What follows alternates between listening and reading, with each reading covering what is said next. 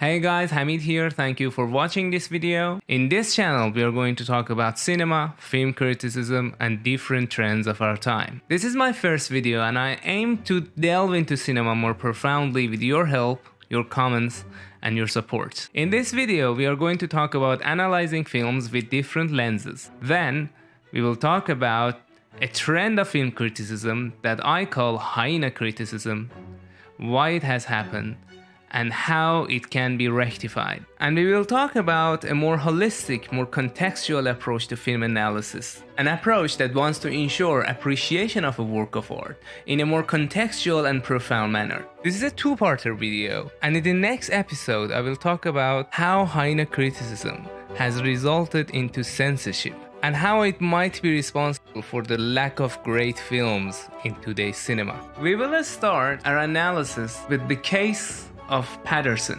Paterson is a film made by Jim Jarmusch, one of my favorite directors, in 2016. Before getting into it, please subscribe to my channel and turn on the notification button because the algorithm of YouTube has changed over the years and they don't notify you of the videos if you don't turn it on. I'm not going to analyze the whole film, I'm just going to focus on Laura's character, Paterson's wife. I'm going to talk about this film from two perspectives, feminism and racist studies. From a feminist perspective, Laura does nothing in the story.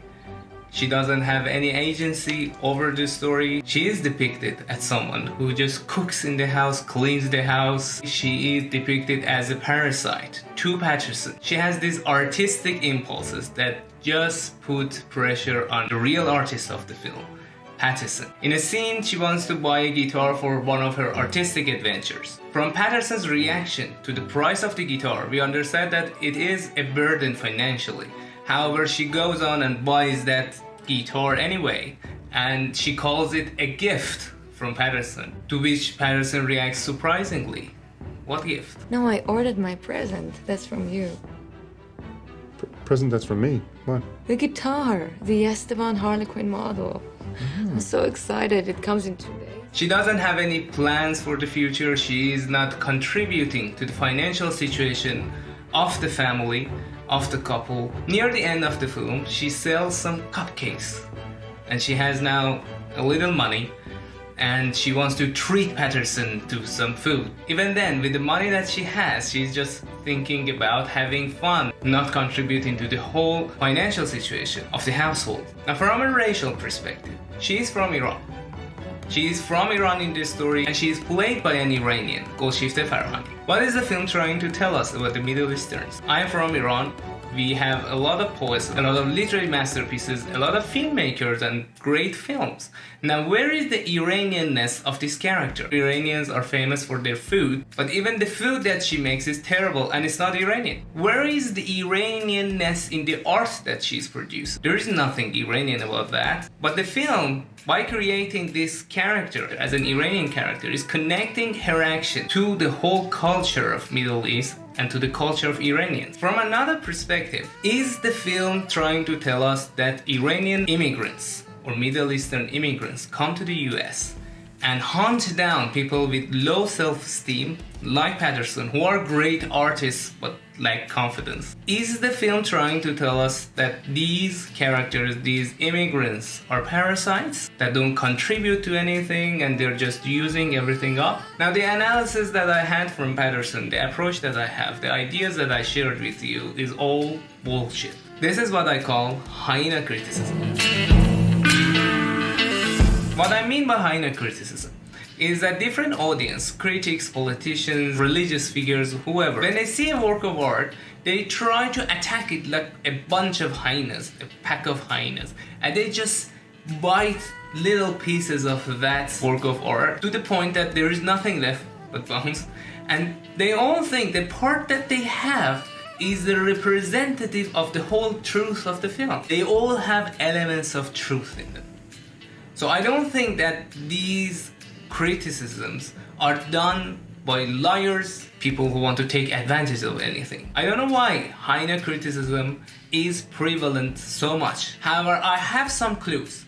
I think this is what I think, is that this is a misplaced search for justice. Now, these people most of them have noble ends in mind, have noble purposes. However, they approach a film or a work of art in a non-textual manner. The most significant flaw in Hyena Criticism is that it is non-contextual. Non-contextual meaning here based on the film, context of the film, not the context of the real world, because we see many injustices in the real world and we want to find traces of them inside any work of art, inside films.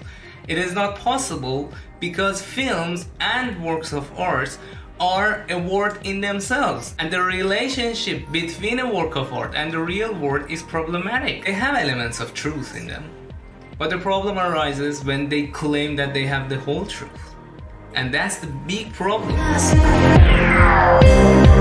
You cannot criticize Paterson like I did. You have to see Paterson contextually, see the function of Laura inside the narrative and how she is the inspiration for Paterson, how she pushes him forward, how her little artistic impulses are creating a creative living environment for Paterson. Sometimes they're bad, like that food, sometimes they require money, like that guitar, but in general she is the source of inspiration for Paterson, and she is from a different culture from Paterson. She is from Iran, so she is bringing a new way of life. If you look at the life of Paterson, it is a linear life. He gets up every day, he goes to work, does the same job every day, comes home, eats something, goes to a bar, and this happens repeatedly every day with minor changes. However, Laura, because she is from an Eastern culture, Middle Eastern culture, she's an Iranian, she has a new way of life. Every day is an adventure. Every day is a new experience, a new art. If Paterson wants to find moments of inspiration to write his poems, Laura is living Paterson's poems. Laura is at the same time Paterson's lover and Paterson's mother. And this is a great scene. In this scene, Laura says that she has two important things to talk about. One is that Paterson should do something with his poems, publish them. Therefore, she is, in a sense, managing Paterson. She is acting as his mother. However, at the same time, she wants a gift. She wants a guitar. Now she has turned into Paterson's daughter. So in this one short scene, she's performing the double role of mother and lover, an adult and a child. And this contradiction is the source of inspiration for Paterson. We have a phrase in Iran called dard o darman, which means someone is at the same time the pain and the relief from that pain. Is the disease and the treatment for that disease.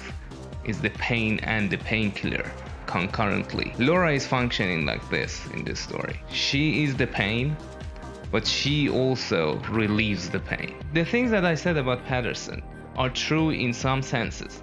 However, they are presented in a way that they are claiming to be the whole truth, and they are not referring to the contradictions of Laura's character in this story. The contradictions, the acknowledgement of which would radically change the meanings that I claim to have found inside Paterson. This is the problem of Hyena Criticism.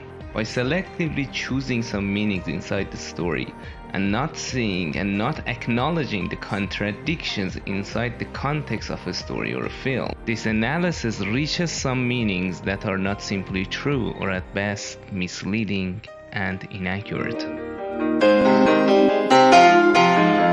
In the traditional world of criticism, we had the problem of blind spots. We saw the whole truth, but there were some blind spots. But nowadays, this blind spot has changed to a lens. Now, we intentionally are just looking through this lens. Therefore, we are just looking through the blind spot and missing the whole picture. The lens could be a feminist lens, Marxist lens, capitalist lens, whatever it may, religious lens. And it is okay to have lenses as long as it is accurate.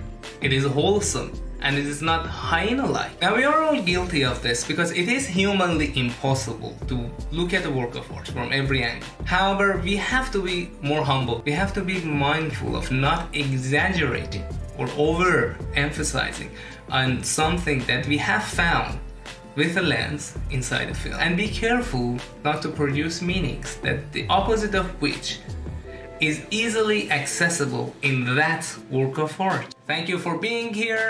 Don't forget to subscribe, like, comment, and introduce my channel to your friends that might enjoy these discussions.